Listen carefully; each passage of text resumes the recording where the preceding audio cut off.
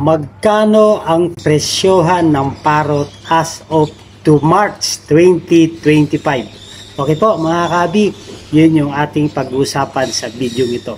So sa mga kahabi natin na gusto mag-alaga ng parot, so narito po yung mga iilan ng mga species ng parot na pwede nating ma-share ang presyohan as of March 2025. Okay po mga kahabi, disclaimer lang po Itong aking presyo na babanggitin sa mga species ng parot ay ayon po sa mga breeder na aking napagtanungan. Okay po.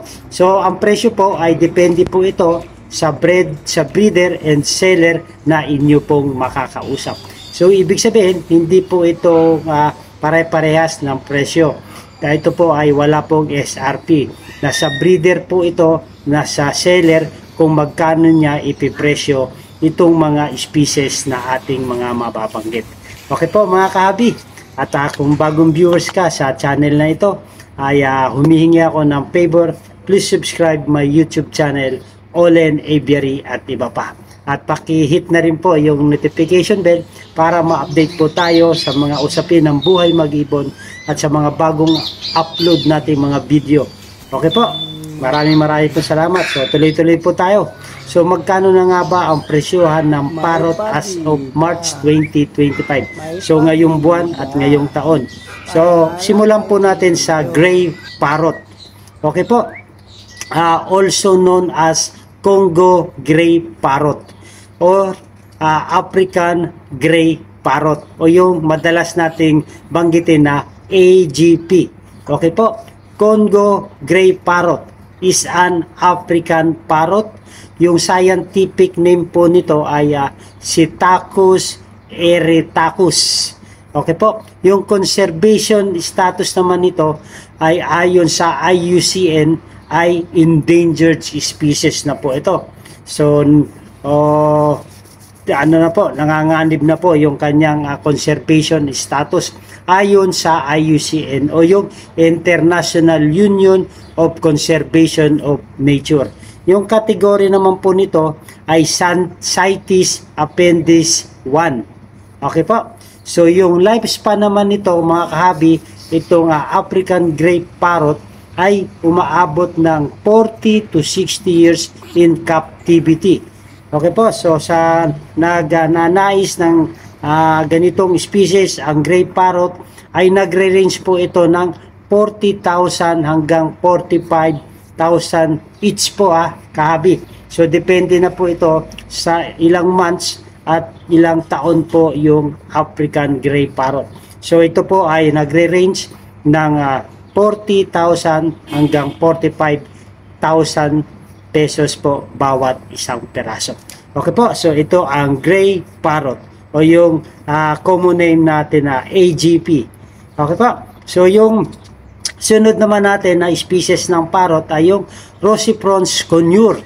Itong Roseifrons conure ay isa sa species ng mga conures po. So ang conures po ay napakaraming species. Isa po itong Roseifrons conure.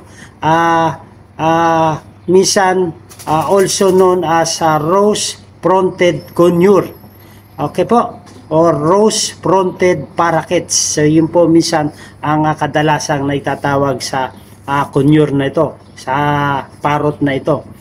So it is found in Bolivia, Brazil, Ecuador, and Peru. Yung scientific name naman nito kahabi ay Perhura roseifrons. Okay po.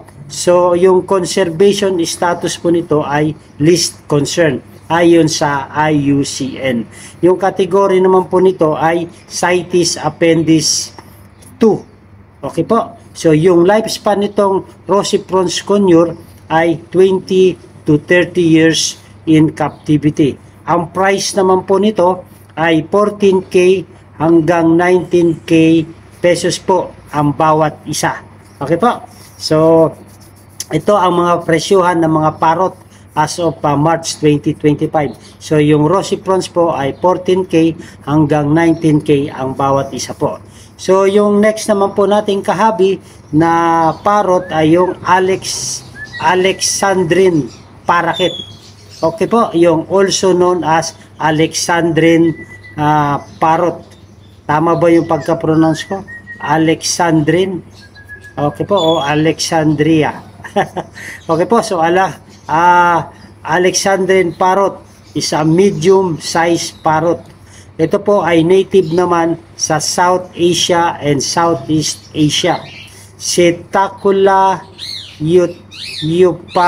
eupatria ang kanya namang scientific name.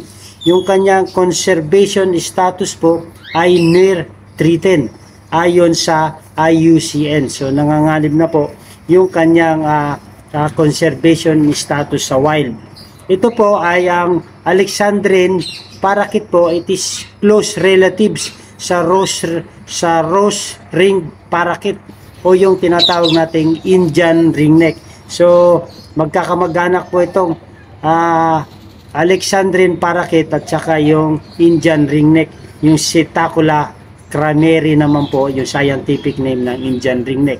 So ito medyo malaki lang ng konti doon sa Indian ringneck, at yung pagkakaiba nila, yung sa wings nila ay merong spot na red, pero yung the rest halos parehas po, lalo na pag sa green na series ng Indian ringneck, yung mga normal green halos parehas po sila, pero medyo malaki ang size nitong Alexandrine parakeet po. Yung lifespan naman po nito kahabi ay umaabot ng 25 hanggang 30 years old. Okay po, yung price range naman nito ay 20k hanggang 25,000k po ang bawat isa nitong Alexandrine parakeet.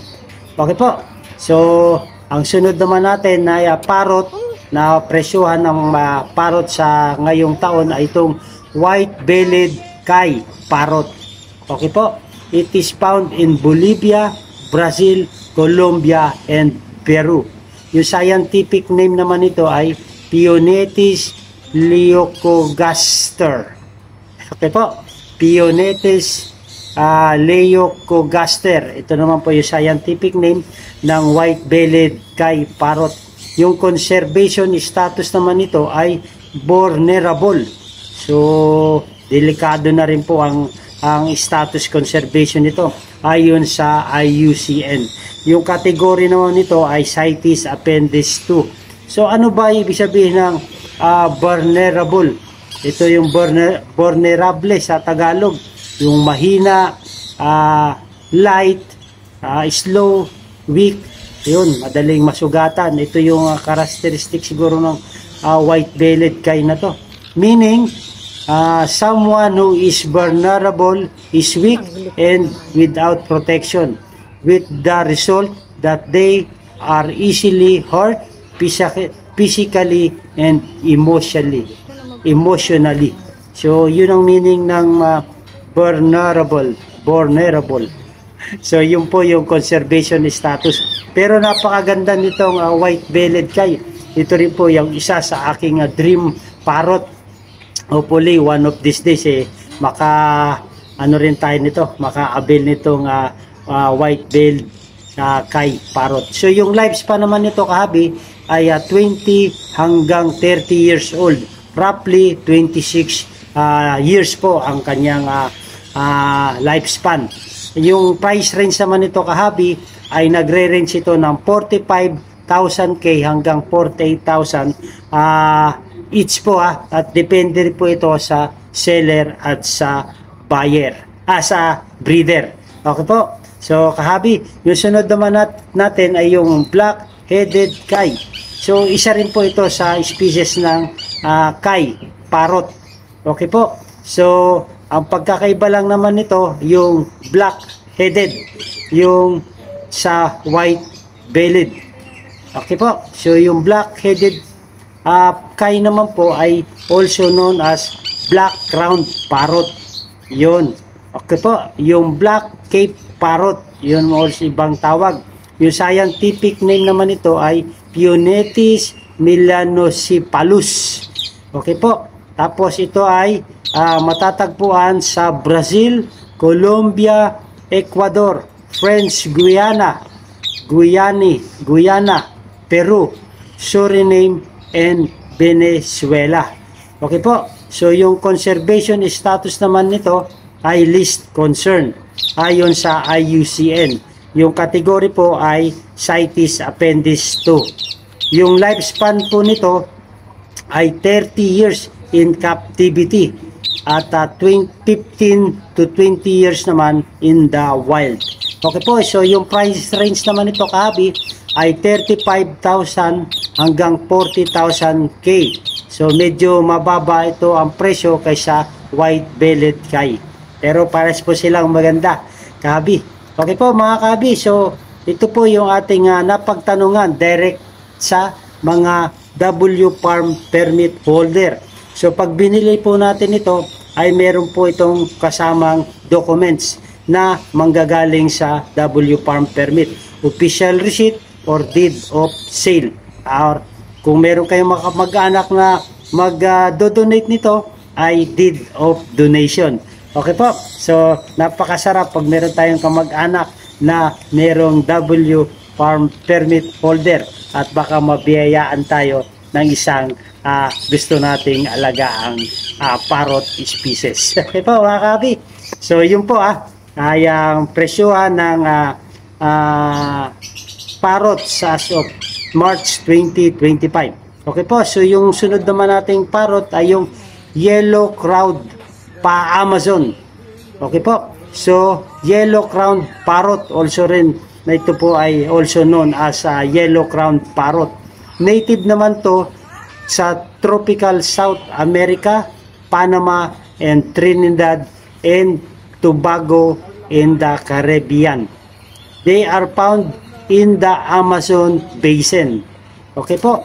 Yung scientific name naman nito ay Amazona ocrocephala. Amazona ocrocephala. Okay po. Yung conservation status naman nito ayon sa IUCN ay least concern. Okay po.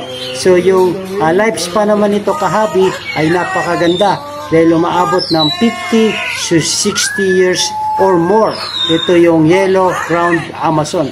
Ang range naman nito, price range ay 60,000 pesos hanggang 65,000 pesos. Okay po, napakaganda ng presyo at napakagandang parrot naman po ito. Okay po, yung sunod naman natin, yung Sun Conure. Okay po, so isa rin po sa species ng Conure parrot. So also known as the sun parakeet. Okay po, is a medium-sized vibrantly colored parrot. So napaganda po dahil ang dami niya pong kulay. Native to northeastern and South America. Ang scientific naman po nito kahabi ay Aratinga solstitialis. Aratinga solstitialis. At ang kanya naman pong conservation status po ay endangered ayon sa IUCN, yung International Union of Conservation of Nature. So yung kanya pong category ay CITES Appendix. Okay po. So yung lifespan po ng Sun Conure ay 15 to 30 years ang inaabot po sa captivity. So ang price range naman po nito kahabi ay 10K up to 20K each po. Okay po. So mayroon din kasi itong variety ng or mutation itong Sun Conure. So mas maganda yung mutation, so medyo mataas yung kanyang presyo. So sa mga normal siguro na Sun Conure ay medyo mababa po yung presyo. At depende po ito kahabi sa breeder ng mag-out ng Sun Conure. Okay po. So yun ditong presyohan po ay hindi ko sinabing ito yung presyo na inyong mabibili doon sa inyong kausap. Ito po ay depende sa breeder. Ito namang presyo nito ay depende doon sa nakausap ko. Okay po, kahabi. So hindi pwede na pare-pares po ang presyo ng ating mga species o ating mga parrot ay tayo po ay magre-rely doon sa breeder. Dahil siya po yung breeder, siya yung nag-aalaga, siya po yung may karapatan na magpresyo kung magkano niya i-out ang isang ibon na gusto po natin. Okay po? So, respetuhan na lang po tayo mga kahabi para wala po tayong masasagasaan na kapwa mag-iibon. Okay po? So, kung yun ang price niya, respeto natin. Kung meron tayong makita sa iba at gusto natin, di doon tayo mag-avail. Ganun lang po ang buhay mag-ibon kahabi. So, ang importante rito, nagsisharing tayo ng mga knowledge and idea. Okay po? At sa ating mga kaalaman at sa mga presyohan ng mga parrot at as of March 2025. Okay po, so yung last but not the least, yung blue-headed Pionos. Okay po, also known as blue-headed parrot. So ito, napakaganda rin po ito. Is a medium-sized parrot of about 27 cm o 11 inches po yung kanyang length. The body is mostly green with blue head and neck and red undertail cover. So halos green yung kanyang katawan, blue ay yung kanyang ulo at saka yung kanyang leeg. At meron pong pula sa ilalim ng kanyang buntot. Okay po, yun yan ang blue-headed Pionos. It is a resident in tropical and subtropical South America and Southern Central America. From Costa Rica, Venezuela, and the Caribbean island of the Trinidad South to Bolivia and Brazil.